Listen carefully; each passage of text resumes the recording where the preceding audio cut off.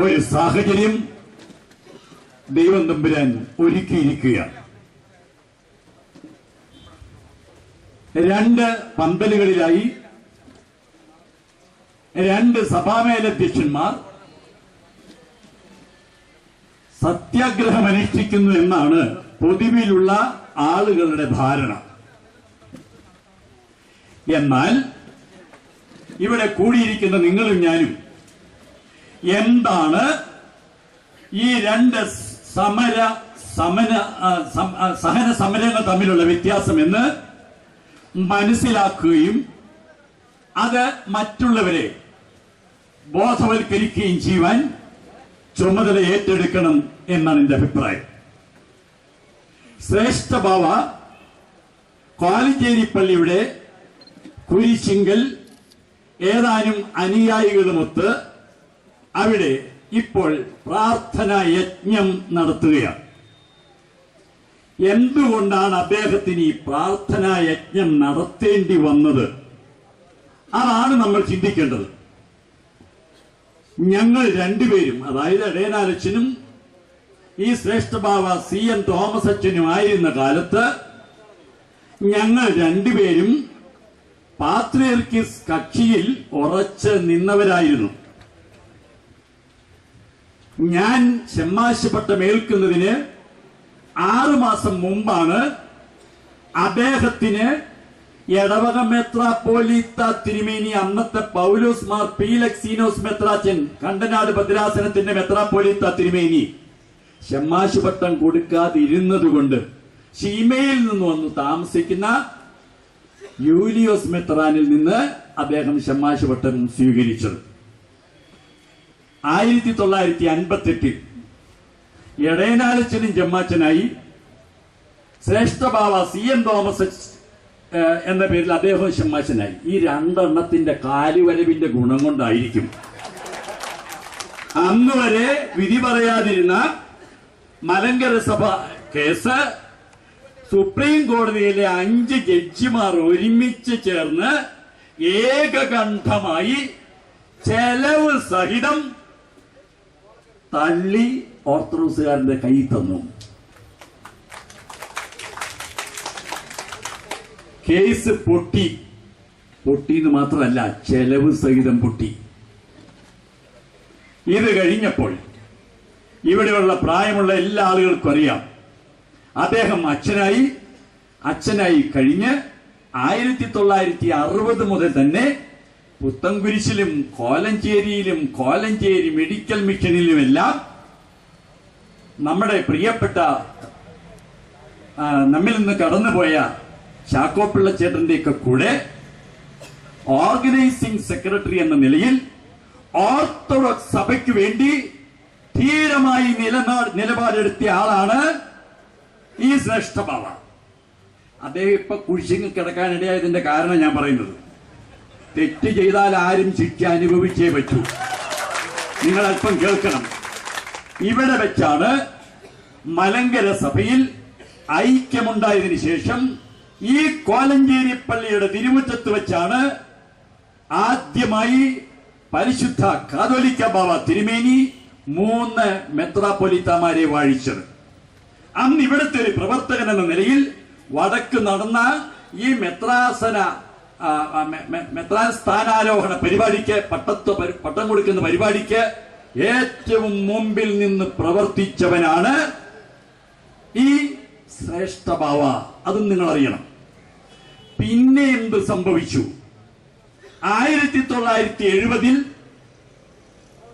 പാത്രിയർക്കീസ് ബാവ ഈ മലങ്കര സഭയിൽ കക്ഷി ഭിന്നതയ്ക്ക് വളമിട്ടുകൊണ്ട് തുടക്കം കുറിച്ചുകൊണ്ട് മാർത്തോമാ ശ്ലീഹായുടെ പൗരോഹിത്യത്തെ ചോദ്യം ചെയ്തപ്പോൾ ഞാനും ഇദ്ദേഹവും ഉൾപ്പെടുന്ന വൈദികർ ഈ കോലഞ്ചേരി പള്ളിക്കകത്തുകൂടി പാത്രിയർക്കീസ് ബാവ ഈ കൽപ്പന പിൻവലിച്ച് ഞങ്ങളുടെ ഹൃദയവേദന മാറ്റണമെന്ന് അപേക്ഷിക്കുന്ന ആ മെമ്മോറാണ്ടത്തിൽ ഒപ്പുവെച്ചതാണ്.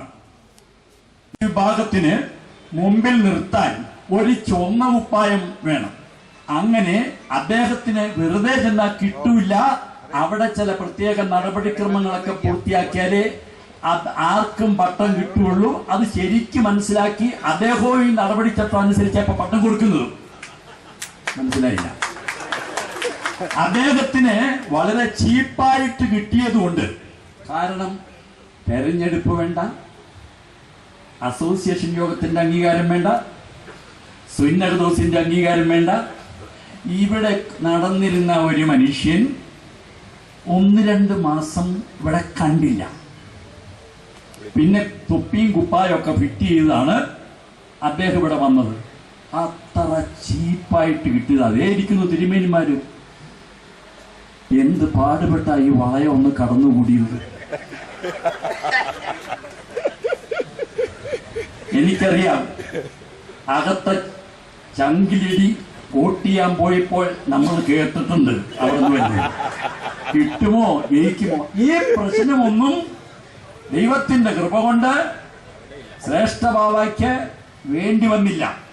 അതുവരെ കാതോലിക്കേറ്റിൽ ഉറച്ചു നിൽക്കുമെന്ന് പ്രസ്താവന ചെയ്തുകൊണ്ട് കണ്ടനാട് ഭദ്രാസനത്തിന്റെ അന്നത്തെ പൗലോസ് മാർ പീലക്സിനോസ് മെത്രാപ്പൊലീത്ത കാതോലിക്കേറ്റിന്റെ കൂടെ ഉറച്ചു നിന്നു. നിങ്ങളൊന്നും മറന്നു പോകണ്ട. മനോരമ പത്രത്തിൽ വെണ്ടയ്ക്ക അക്ഷരത്തിൽ അദ്ദേഹം ഈ വിവരം പരസ്യപ്പെടുത്തുകയും ചെയ്തു. കുറച്ചു കഴിഞ്ഞപ്പോൾ കാതോലിക്ക എന്ന് പറയുന്ന സ്ഥാനം വെച്ച് നീട്ടി. അത് കിട്ടാമെന്ന് വെച്ചപ്പോൾ അതുവരെ പറഞ്ഞതെല്ലാം വിഴുങ്ങി അദ്ദേഹം ഒരു കാതോലിക്കയായി. പരിശുദ്ധ കാതോലിക്കയല്ല, അത് മാത്രം ഫീസ് കൊടുക്കില്ല. ശ്രേഷ്ഠബാവ. ഇതുപോലെ നശിച്ച ഒരു സ്ഥാനമുണ്ടോ? അതാണ് അവിടെ കൊടുത്തിട്ടുള്ളത്. നമ്മൾ സത്യമായിട്ട് പറഞ്ഞല്ലോ. പല ആളുകൾ ആദ്യമൊക്കെ വിചാരിക്കുന്ന നമ്മുടെ ഈ മലയാളികൾക്ക് മറ്റേ ഇതുപോലത്തെ വാക്കുകൾ ഇത്ര കൃത്യമായിട്ടൊക്കെ പറയാനുള്ള അറിവ് അന്നില്ലല്ലോ. അപ്പൊ ചേട്ടബാവ എന്നൊക്കെയാണ് പല ആളുകളും വിചാരിച്ചത്. ആ സ്ഥാനം അദ്ദേഹം വാങ്ങിയിട്ട് നിങ്ങൾക്കറിയാം, പാവ എന്തോരം വിഷമിച്ച ഇപ്പം മലയെ കുറിച്ചിങ്ങനെ കിടക്കുന്നത്.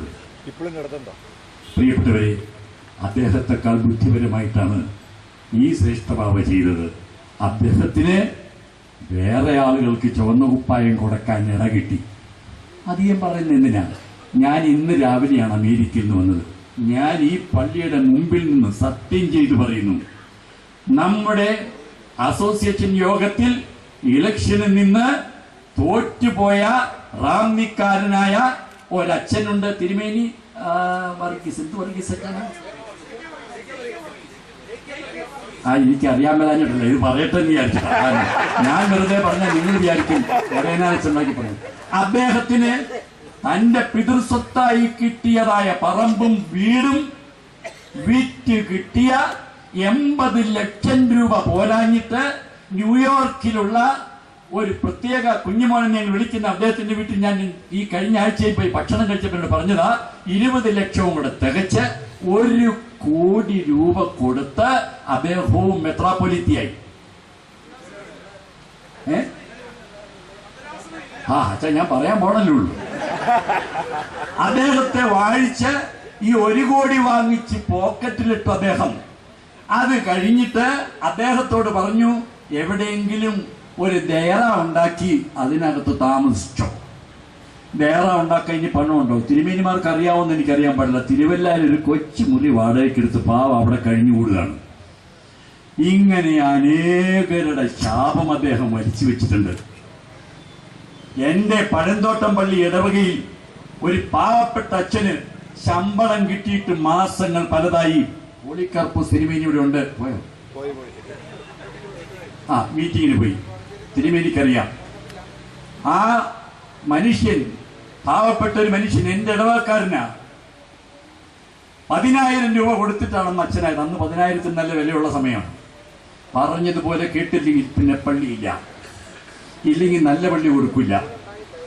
ഈ രീതിയിൽ അനേക അച്ഛന്മാരെ കണ്ണുനീര് കുടിപ്പിച്ചുകൊണ്ടിരിക്കുകയാണ്. മറ്റൊരു കാര്യം നിങ്ങൾ അറിയണം, ഈ മലങ്കര സഭയിൽ അങ്കമാലി ഭദ്രാസനത്തിലാണ് പാത്രിയർക്കീസ് വിഭാഗത്തിന് ഏറ്റവും കൂടുതൽ ആളുകളുള്ളത്. കണ്ടനാട് ഭദ്രാസനത്തിൽ ഏറ്റവും ചുരുങ്ങിയത് 65% ശക്തമായി ഓർത്തഡോക്സ് പക്ഷത്ത് നിൽക്കുന്നവരുണ്ട്. കൊച്ചി ഭദ്രാസനത്തിലും 65-നും 70-നും ഇടയ്ക്ക് ഓർത്തഡോക്സുകാരുണ്ട്. ഞാൻ അങ്കമാലി ഭദ്രാസനത്തിൽപ്പെട്ടവനായതുകൊണ്ടുള്ള സത്യം അങ്ങനെ എന്നോട് പറയാൻ, ഞങ്ങൾ 10% ഉള്ളവിടെ. അപ്പോൾ നല്ല പുരാതന പള്ളികളും ആളുകളുള്ള ഇടവകകളും അങ്കമാലി ഭദ്രാസനത്തിലാണ്. ഇദ്ദേഹം അങ്കമാലി ഭദ്രാസന മെത്രാപ്പൊലീത്തായും മലങ്കര സഭയുടെ കാതോലിക്കായുമായിട്ടാണ് നിൽക്കുന്നത്. ഈ ഭദ്രാസനം ആർക്കും കൊടുക്കൂല. എല്ലാവരെയും കയ്യിൽ നിന്ന് ചില്ലറ വാങ്ങിച്ച് ചുവന്നുപ്പായി അവർക്ക് കൊടുത്തിട്ടുണ്ട്. തിരുമേനി, അപ്പൊ പിന്നെ കുരിശിങ് ഇത്ര നേരം കിടന്നാൽ മതിയോ? ഈ പ്രാർത്ഥന യജ്ഞം കൊണ്ട് പ്രശ്നം വല്ലതും തീരുവോ? പ്രിയപ്പെട്ടവരെ, ഇങ്ങനെ ചെയ്തിട്ടുള്ള ഓരോരോ തെറ്റുകൾക്ക് എണ്ണി എണ്ണി അദ്ദേഹം ഇപ്പോൾ 2 കൈ ഉയർത്തി കുരിശിങ്കിലേക്ക് നോക്കി പ്രായശ്ചിത്തം ചോദിച്ചുകൊണ്ടിരിക്കുക.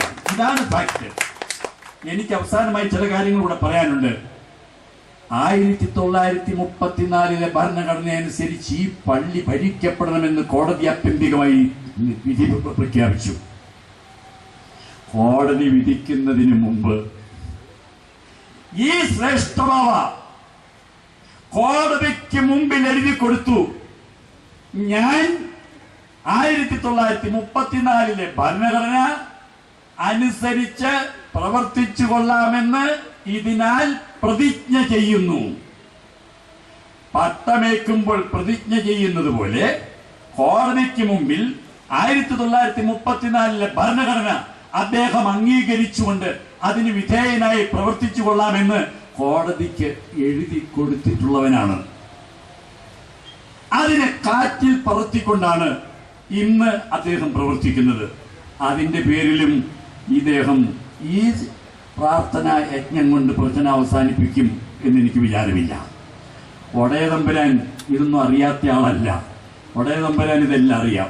ഈ ഭരണഘടന സുപ്രീം കോടതിയിൽ കേസ് വാദിക്കുന്ന അവസരത്തിൽ ഈ ഭരണഘടന തിരുത്തണമെന്ന് ആവശ്യപ്പെട്ടവരാണ് പാത്രിയർക്കീസ് കക്ഷി.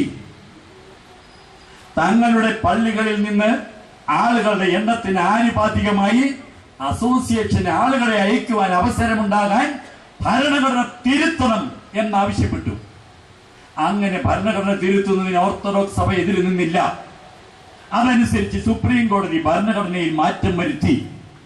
അങ്ങനെ തങ്ങൾ ആവശ്യപ്പെട്ട മാറ്റിയെടുത്ത ഭരണഘടന ഇപ്പോൾ സ്വീകാര്യമല്ല എന്ന നിലപാടാണ് അദ്ദേഹവും അദ്ദേഹത്തിന്റെ ആളുകൾ പറയുന്നതെന്ന് നിങ്ങൾ മനസ്സിലാക്കണം. മാധ്യമങ്ങളും നാട്ടുകാരായ നല്ല മനുഷ്യരും എന്താണ് ഈ സമരത്തിന്റെ പിന്നിലെ യാഥാർത്ഥ്യമെന്ന് മനസ്സിലാക്കിയിട്ടില്ല. അത് കഴിഞ്ഞപ്പോൾ സുപ്രീം കോടതിയിൽ നിന്ന് പറഞ്ഞു അസോസിയേഷൻ യോഗം വിളിച്ചു കൂട്ടണം. കാരണം ഇപ്പോഴും അവര് പറയുന്നതായ വാദഗതി സുപ്രീം കോടതിയിലും പാത്രിയർക്കീസ് കക്ഷി ഉന്നയിച്ചു. പ്രിയപ്പെട്ടവരെ, അവരാണ് ഭൂരിപക്ഷം. ഭൂരിപക്ഷം അവരാണെങ്കിൽ ഭൂരിപക്ഷം അനുസരിച്ച് മലങ്കര സഭയുടെ പരമാധ്യക്ഷൻ തിരഞ്ഞെടുക്കാൻ അവർക്ക് കഴിയും. ഭരണഘടന തിരുത്തി വലിയ പള്ളികളിൽ നിന്ന് കൂടുതൽ ആളുകൾ വരാനുള്ള സൗകര്യം കോടതി ചെയ്തു. അങ്ങനെ വന്നപ്പോൾ അവർ മറ്റൊരു തടസ്സം ഉന്നയിച്ചു. ഒരു നിരീക്ഷകന്റെ മേൽനോട്ടത്തിൽ വേണം അസോസിയേഷൻ യോഗം കൂടാൻ. റിട്ടയർഡ് സുപ്രീം കോടതി ജഡ്ജി ജസ്റ്റിസ് മളിമഡിനെ കോടതി നിയോഗിച്ചു. അദ്ദേഹത്തിന്റെ ചെലവിനായി ആ ശ്രേഷ്ഠഭാവായുടെ ആളുകൾ 1 ലക്ഷം രൂപ കോടതി കെട്ടിവെച്ചു. നമ്മളും കെട്ടിവെച്ചു. അദ്ദേഹം വന്നു, വോട്ടേഴ്സ് ലിസ്റ്റ് എടുത്തു. അസോസിയേഷൻ യോഗം പരിമല കൂടുവാൻ തീയതി നിശ്ചയിച്ചു. പേപ്പറിൽ കൂടെ പരസ്യം ചെയ്തു. എന്തു ചെയ്തു ശ്രേഷ്ഠഭാവ? നിങ്ങൾക്ക് എല്ലാവർക്കും അറിയാം, അസോസിയേഷൻ യോഗത്തിലേക്ക് ആരെയും അയച്ചില്ല. അതിന് പകരം അന്നേ ദിവസം പുത്തൻ കുരിശിൽ മറ്റൊരു യോഗം വിളിച്ചുകൂട്ടി വേറെ ഒരു ഭരണഘടനയ്ക്ക് രൂപം കൊടുത്തു. അങ്ങനെ കോടതിയിൽ പണം കെട്ടിവെക്കുകയും കേസ് വാദിക്കുകയും ചെയ്ത് അവർക്കു വേണ്ടി 34 ഭരണഘടന ഭേദഗതി ചെയ്ത് നമ്മുടെ കയ്യിൽ ഏൽപ്പിച്ചിട്ട് ആ ഭരണഘടന അനുസരിച്ച് യോഗത്തിന് വരാതെ 2002 അവർ പുതിയ ഒരു ഭരണഘടന തല്ലിക്കൂട്ടി. ഇപ്പോൾ 1934 ഭരണഘടന പ്രകാരം ഈ പള്ളി ഭരിക്കപ്പെടണം എന്ന് കോടതി പറഞ്ഞതാണോ തെറ്റ്? ഈ ഭരണഘടന ഞങ്ങൾക്ക് ബാധകമല്ല എന്ന് പറയുന്ന ശ്രേഷ്ഠഭാവായും കൂട്ടരുമാണോ തെറ്റ് ചെയ്യുന്നത്? ഇവിടെ കോടതിയുടെ മുമ്പിൽ പോയത് അവരാണ്. കോടതി വാദം കേട്ട് വളരെ വ്യക്തമായി സുപ്രീം കോടതിയുടെ ഡയറക്ഷൻ അനുസരിച്ച് തന്നെ വിധി പുറപ്പെടുവിച്ചു. ആ വിധിക്ക് അപ്പീൽ പോകാൻ നിങ്ങൾ മനസ്സിലാക്കണം, ഏതൊരു കോടതിയും ചെയ്യുന്നത് പോലെ വളരെ അന്തസ്സായി പള്ളിക്കോടതിയിലെ ജഡ്ജി അവർക്ക് 15 ദിവസം അനുവദിച്ചു. ആ 15 ദിവസത്തിനുള്ളിൽ ഈ ഉത്തരവ് സ്റ്റേ മേടിക്കുവാൻ, ഹൈക്കോടതിയിൽ നിന്ന് സ്റ്റേ വാങ്ങുവാൻ ഇവർക്ക് കഴിഞ്ഞില്ല. അതുകൊണ്ട് അടുത്ത ആഴ്ചയിൽ ഈ വിധി നിലനിൽക്കുന്നതിനാൽ അവർക്ക് ആരാധന നടത്താൻ കഴിയില്ല എന്ന് ബോധ്യമായിട്ട് കോലഞ്ചേരി പള്ളിയിൽ നിന്ന് തങ്ങളുടെ ആരാധനയ്ക്ക് ഉപയോഗിച്ചിരുന്ന ഉപകരണങ്ങളെല്ലാം എടുത്തുകൊണ്ട് പോയവരാണ്. അവർക്കറിയാം കോടതി ഉത്തരവിനെ മാനിച്ചേ പറ്റൂ. മറ്റൊന്ന്, വീണ്ടും ഹൈക്കോടതിയിൽ ഇത് സ്റ്റേ ചെയ്യുവാനും ഇതിന് അപ്പീലായും അവർ തന്നെ കേസ് ഫയൽ ചെയ്തു. ഈ ശ്രേഷ്ഠഭാവം എപ്പോഴും പറയും, എനിക്കെതിരായിട്ട് 499 കേസുണ്ട്, ഞാൻ ഒരു കേസും കൊടുത്തിട്ടില്ല. ശരിയല്ലേ? കോലഞ്ചേരി പള്ളിയിലെ കേസ് കോടതിയിൽ ഇരിക്കുമ്പോഴായത് പറയണമെന്ന് ഓർക്കണം. പ്രിയപ്പെട്ടവരെ, കോടതി അത് കേൾക്കുവാൻ വന്ന ജഡ്ജിമാർ പലരും ഈ ഉത്തരവ് വായിച്ചു കഴിഞ്ഞപ്പോൾ ഞങ്ങൾ കേൾക്കുന്നില്ല എന്ന് പറഞ്ഞ് എല്ലാവരും അത് മാറ്റിയിട്ടു.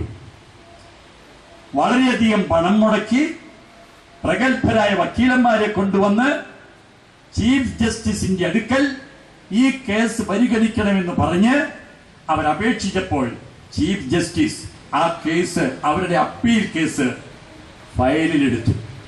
ഫയലിലെടുത്തു കഴിഞ്ഞപ്പോൾ ഇപ്പോൾ നിലവിലുള്ള പള്ളിക്കോടതിയുടെ ഉത്തരവിനെ സ്റ്റേ ചെയ്യണമെന്ന് ആവശ്യപ്പെട്ടുകൊണ്ട്, നിങ്ങൾ കേസിന്റെ ഡീറ്റെയിൽസ് മനസ്സിലാക്കണം, ഇവർ കൊടുത്തിട്ടുള്ള പെറ്റീഷനിന്മേൽ ഒരയ്യെ ഫയൽ ചെയ്തു.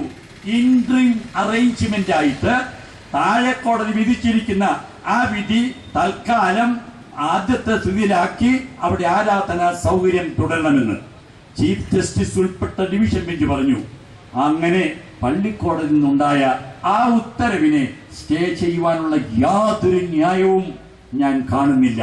അതുകൊണ്ട് ഈ അപേക്ഷ ഇറ്റ് ഈസ് റിജക്റ്റഡ്, തള്ളിക്കളഞ്ഞിരിക്കുന്നു എന്ന് തന്നെ ചീഫ് ജസ്റ്റിസ് വിധി പ്രഖ്യാപിച്ചു. നിങ്ങൾക്ക് ഒരുപാട് ബുദ്ധിയുടെ ആവശ്യമില്ലല്ലോ. ലക്ഷക്കണക്കിന് രൂപ വക്കീലന്മാർക്ക് കൊടുത്ത് കോടതിയിൽ കേസ് നടത്തി, സുഖമായിട്ട് അങ്ങോട്ട് പൊട്ടി, കേസ് തോറ്റു കഴിഞ്ഞു. ഇപ്പൊ പറയുന്നത് എന്താ? കോടതി വിധി ഞങ്ങൾക്ക് ബാധകമല്ല. അങ്ങനെയായിരുന്നെങ്കിൽ കേസിന് പോകണമായിരുന്നോ? കോടതി വിധി ബാധകമല്ലെങ്കിൽ കേസിന് പോകണമായിരുന്നോ? ആ പണം കയ്യിലിരിക്കില്ലായിരുന്നോ? ഇത് കേസ് വേണ്ട പോലെ നടത്തി, ചെലവാക്കാവുന്ന മുഴുവൻ ചെലവാക്കി, തോറ്റു കഴിഞ്ഞപ്പോൾ പറയുന്നു കോടതി വിധി ഞങ്ങൾക്ക് ബാധകമല്ല. ഇവിടെ എന്റെ പ്രിയപ്പെട്ട കുഞ്ഞുങ്ങള് ഉമ്മൻചാണ്ടിക്ക് എതിരായി വിളിച്ച മുദ്രാവാക്യം ഞാൻ കേട്ടുകൊണ്ടിരിക്കുകയായിരുന്നു. മക്കളെ, എനിക്ക് പറയാനുള്ളത്, കോടതി ഉത്തരവ് പ്രിയങ്കരനായ ഉമ്മൻചാണ്ടി എന്ന് നിഷേധിക്കുന്നുവോ, എന്നനുസരിക്കാതിരിക്കുന്നുവോ, അന്ന് ഉമ്മൻചാണ്ടിയുടെ കസേരയും തെറിച്ചിരിക്കുന്നു. ഇന്ത്യയുടെ പ്രധാനമന്ത്രിയായാൽ പോലും കോടതി ഉത്തരവിനെ അനുസരിച്ചേ പറ്റൂ. ഇല്ലെങ്കിൽ രാജ്യം എങ്ങനെ നടക്കും? കോടതിക്ക് ഉത്തരവുകൾ പുറപ്പെടുവിക്കാം. കോടതി പോലീസുകാരനല്ല. ചിലപ്പോൾ കോടതി ഉത്തരവ് പുറപ്പെടുവിക്കുന്നത് പോലീസ് ഉദ്യോഗസ്ഥന്മാർക്കും ഉയർന്ന പോലീസ് ഉദ്യോഗസ്ഥന്മാർക്കും ചിലപ്പോൾ ആഭ്യന്തര വകുപ്പ് കൈകാര്യം ചെയ്യുന്ന മന്ത്രിക്കുമെതിരായിട്ടായിരിക്കും. നിങ്ങൾ ശരിക്കും മനസ്സിലാക്കണം. സർക്കാർ ശമ്പളം കൊടുത്ത് സർക്കാരിന്റെ പോലീസ് സംരക്ഷിക്കുന്ന ജഡ്ജി സർക്കാരിനെതിരായി ചിലപ്പോൾ വിധി പ്രഖ്യാപിക്കുന്നത് നിങ്ങൾ കേട്ടിട്ടുണ്ടാവും. അപ്പോൾ ആ ജഡ്ജിയെയും ഈ സർക്കാർ തന്നെയാണ് ശമ്പളം കൊടുത്ത് വീണ്ടും സംരക്ഷിക്കുന്നത്. കണ്ടിട്ടില്ലേ ഹൈക്കോടതിയിലെ ജഡ്ജിമാര് വരുമ്പോൾ പോലീസുകാര് അവരുടെ കൂടെ ഉണ്ടായിരിക്കും. പ്രിയപ്പെട്ടവരെ, അന്തസ്സുള്ള ഏതൊരു പൗരനും അറിയാം, ഒരു രാജ്യം ഭരിക്കണമെങ്കിൽ അതിന് ചില നിയമങ്ങൾ വേണം. പാർലമെന്റ് നിയമം പാസാക്കുമ്പോൾ അത് സംബന്ധിച്ചുണ്ടാകുന്ന തർക്കങ്ങൾക്ക് അന്തിമ തീരുമാനം പറയാൻ കഴിയുന്നത് നീതിന്യായ കോടതികൾക്കാണ്. തർക്കമുള്ള വിവരം കോടതിയുടെ മുമ്പിൽ ചെന്നാൽ ഇരുഭാഗത്തെയും വാദം കേട്ട് ആവശ്യമുള്ള തെളിവുകൾ എടുത്ത് ജഡ്ജിമാർ വിധി പ്രഖ്യാപിച്ചു കഴിയുമ്പോൾ ആ വിധി അങ്ങനെ തന്നെ നടപ്പിലാകണം. അമേരിക്കയിലാണ് ഒരു വിധി പ്രഖ്യാപിച്ചതെങ്കിൽ വിധി കോടതിയിൽ പ്രഖ്യാപിച്ച നിമിഷം അത് ഇംപ്ലിമെന്റഡ് ആണ്. നമുക്ക് ദോഷമായ വിധി ഉണ്ടായിട്ടുണ്ട്, നമ്മൾ അംഗീകരിച്ചു. ഇവിടെ ഈ കോടതി വിധി 100% ഓർത്തഡോക്സ് പക്ഷത്തിന് അനുകൂലമായി ഓർത്തഡോക്സ് പക്ഷത്തിന്റെ ആവശ്യങ്ങളെ അംഗീകരിച്ചുകൊണ്ട് ഉണ്ടായ വിധിയാണ്. ആ വിധിയെ ഇനി ആർക്കും തകർക്കാൻ ആവുകയില്ല. ഇവിടെ ഞാൻ അറിയുന്നത് ശരിയാണെങ്കിൽ ഇന്നലെ പോലീസ് ഉദ്യോഗസ്ഥന്മാര് 10 മണിക്ക് ശേഷം മൈക്ക് വർക്ക് ചെയ്യിക്കാൻ പാടില്ല എന്ന് പറഞ്ഞു. ഇല്ലേ? പറഞ്ഞില്ലേ? പറഞ്ഞു. ആ സാറന്മാരോടൊന്ന് ചോദിക്ക്, എന്തുകൊണ്ടാണ് അവർ പറഞ്ഞത്? കോടതിയുടെ ഉത്തരവുണ്ട്. പൊന്നു സാറേ, ഈ ഉത്തരവ് നടപ്പിലാക്കാൻ സാറിന് ബാധ്യതയുണ്ടല്ലോ. നിങ്ങളൊന്ന് ആലോചിക്കൂ, ഈ ഉത്തരവ് അക്ഷരം പ്രതി നടപ്പിലാക്കണമെന്ന് സാറിന് നിർബന്ധമുണ്ടല്ലോ. ഇതിനേക്കാൾ എത്ര വലിയ വിധിയാണ് വളരെ കാലങ്ങൾക്ക് ശേഷം വളരെയധികം പഠിച്ച കോടതിയിൽ നിന്നുണ്ടായത്? അത് നടപ്പിലാകണ്ടേ? കോടതി ഉത്തരവ് നടപ്പിലാക്കാൻ കഴിയാത്തൊരു സാഹചര്യം വരുമ്പോൾ ആ രാജ്യം തന്നെ ഇല്ലാതെയായി എന്നാണ് അർത്ഥം. പലപ്പോഴും ഭരണവും ഭരണകർത്താക്കളും ആളുകളും തമ്മിലൊക്കെ വ്യത്യാസമായ അഭിപ്രായങ്ങൾ ഉണ്ടാകാം, കേസുകൾ ഉണ്ടാകാം. ആത്യന്തികമായി അതിൽ തീരുമാനം പറയാൻ കോടതിക്കാണ് അവകാശം. കോടതി വിധി അംഗീകരിച്ചേ മതിയാവും. തൂക്കിക്കൊല്ലാൻ കോടതി വിധിച്ചാൽ തൂക്കിക്കൊല്ലുന്നത് നമുക്കറിയാവുന്ന കാര്യമാണ്. എന്നാൽ അതിന് മറ്റേതെങ്കിലും തരത്തിൽ ഒരു നീക്കുപോക്കുണ്ടാകണമെങ്കിൽ അവർ ചെയ്യേണ്ടത് കോടതിയെ തന്നെ സമീപിക്കുക എന്നുള്ളതാണ്. അല്ലാതെ കോടതി വിധി ഞങ്ങൾക്ക് ബാധകമല്ല എന്ന് പാവപ്പെട്ട മനുഷ്യരെ പറഞ്ഞു പറ്റിക്കുന്ന പരിപാടി നിർത്തലാക്കണം. അതാണ് അവർ ചെയ്യേണ്ടത്. അദ്ദേഹം ദൈവത്തിന് മുമ്പാകെ നമ്മുടെ ബാബാ തിരുമേനിയെ പോലെ കൈകൾ ഉയർത്തി പ്രാർത്ഥിക്കുന്ന ആളല്ലേ? അറിഞ്ഞു വെച്ച് കള്ളം പറയാമോ? അതുകൊണ്ട് ഞാൻ എന്റെ വാക്കുകൾ അവസാനിപ്പിക്കുന്നതിന് മുമ്പ് എനിക്ക് നമ്പറിട്ട് പറയാൻ കഴിയും. താൻ കഴിഞ്ഞ കാലത്ത് ഈ സഭയിൽ മെത്രാപ്പൊലീത്ത എന്ന സ്ഥാനം യാതൊരുവിധ ന്യായവുമില്ലാതെ യാതൊരുവിധ യോഗ്യതകളുമില്ലാതെ തന്ത്രപരമായി നേടിയെടുത്തത് ദൈവമേ ക്ഷമിക്കണമേ എന്ന് പ്രാർത്ഥിച്ച് ഇപ്പോൾ കുരിശിങ്കൽ യജ്ഞം നടത്തേണ്ടിയിരിക്കുന്നു. 2, കോടതി ഉത്തരവുകൾ പാലിക്കണ്ട എന്ന് പാവപ്പെട്ട ജനങ്ങളെ പറഞ്ഞു പറ്റിക്കുന്നത് ഒരു സഭാ മേലധ്യക്ഷനും നല്ലതല്ല. പൗലോസ്ലീഹ റോമർക്ക് എഴുതുന്ന ലേഖനത്തിൽ അപ്പോസ്തലൻ പറയുന്നു, എല്ലാ ഉത്തരവുകളും ഭരണാധികാരികളുടെ ഉത്തരവുകളും ക്രിസ്തീയ സഭയിലെ അംഗങ്ങൾ പാലിച്ചിരിക്കേണ്ടതാണ്.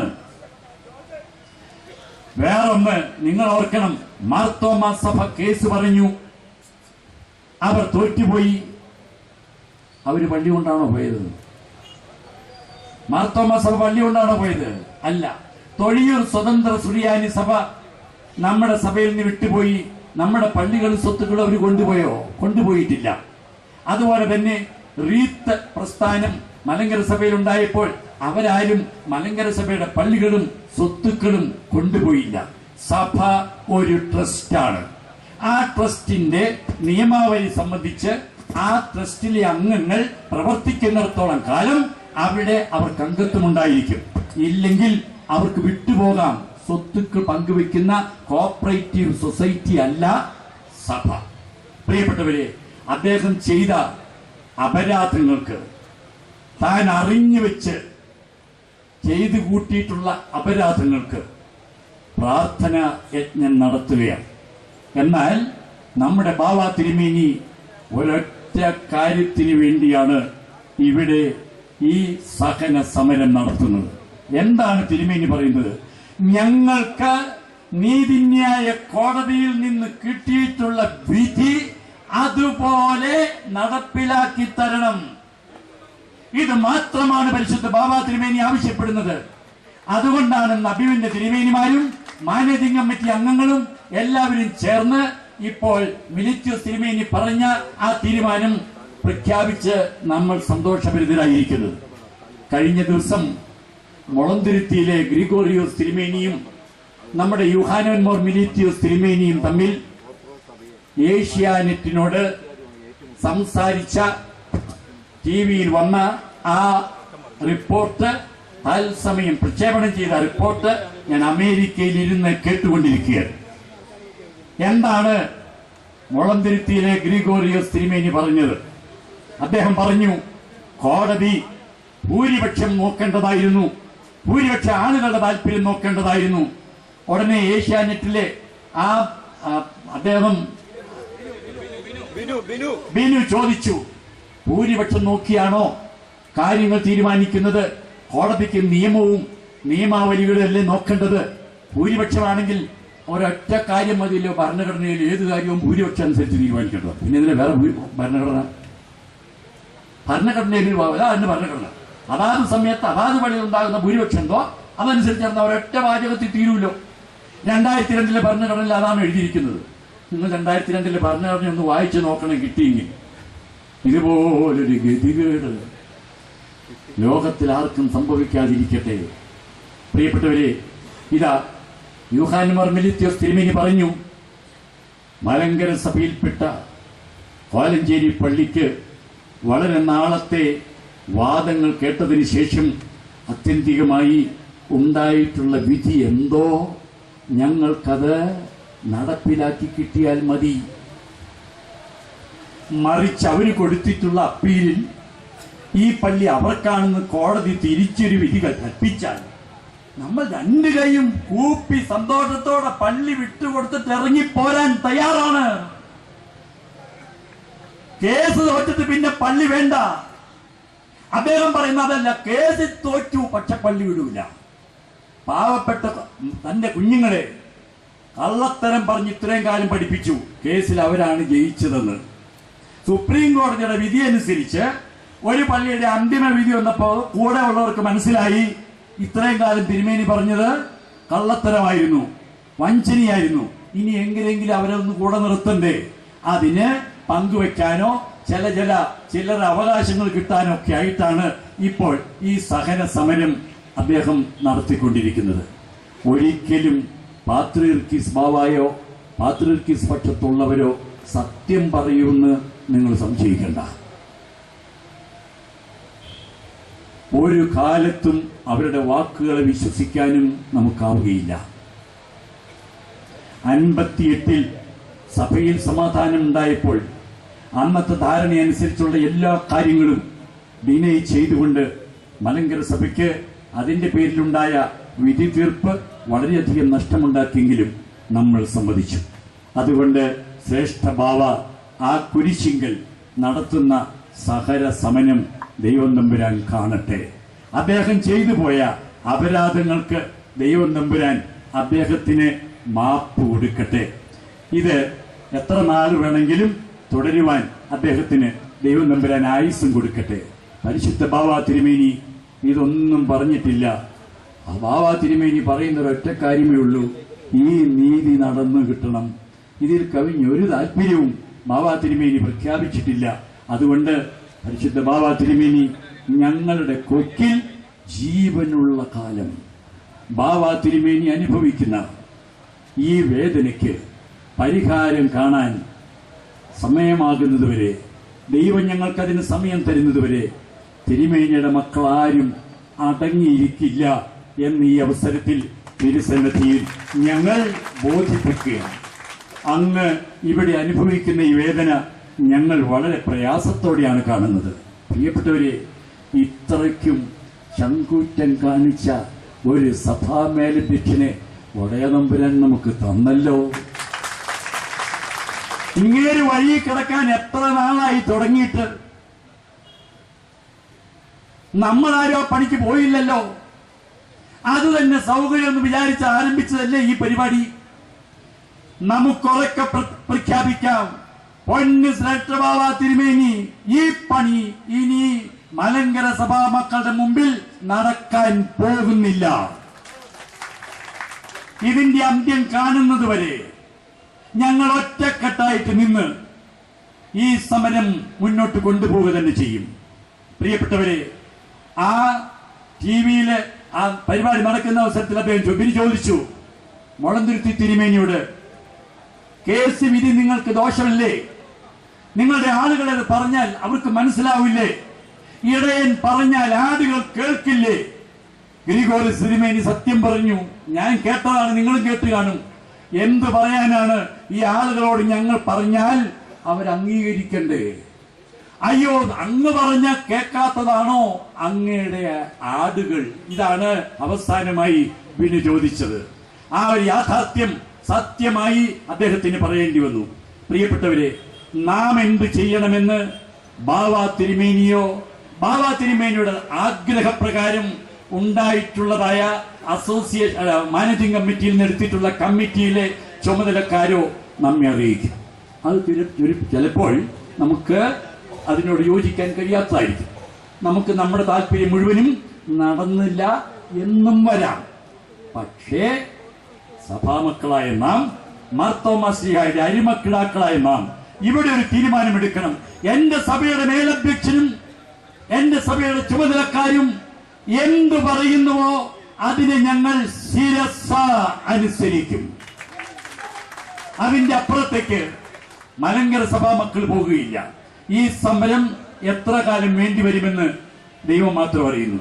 എത്ര വന്നാലും ഈ സഭാമക്കൾ ലക്ഷ്യം നേടാതെ ഒരിക്കലും പിന്മാറുകയില്ല എന്ന് ഉറക്കെ പ്രഖ്യാപിച്ചുകൊണ്ട് വളരെ ശാന്തമായി കേട്ടിരുന്ന നിങ്ങളോട് നന്ദി പറഞ്ഞുകൊണ്ട് പരിശുദ്ധ ബാവാ തിരുമേനിക്കും അഭിനന്ദ സേവ്യറിയോസ് തിരുമേനിക്കും വേണ്ടി പ്രത്യേകിച്ചും നമ്മെ നയിക്കുന്ന പിതാക്കന്മാരെ എല്ലാവർക്കും വേണ്ടി വളരെയധികം താല്പര്യത്തോടെ ദൈവസന്നിധിയിൽ പ്രാർത്ഥിച്ചും അവരുടെ കൽപ്പനകളെ അക്ഷരം പ്രതി അനുസരിച്ചും യഥാർത്ഥ സഭാസ്നേഹികളായി നമുക്ക് പ്രവർത്തിക്കാൻ ഇടയാകട്ടെ. ദൈവം തമ്പുരാൻ നമ്മുടെ അപേക്ഷ കേൾക്കട്ടെ. ദൈവം തമ്പുരാൻ നമ്മുടെ കൂടെ ഇരിക്കട്ടെ. സത്യം ജയിക്കട്ടെ. നിങ്ങൾക്ക് നമസ്കാരം.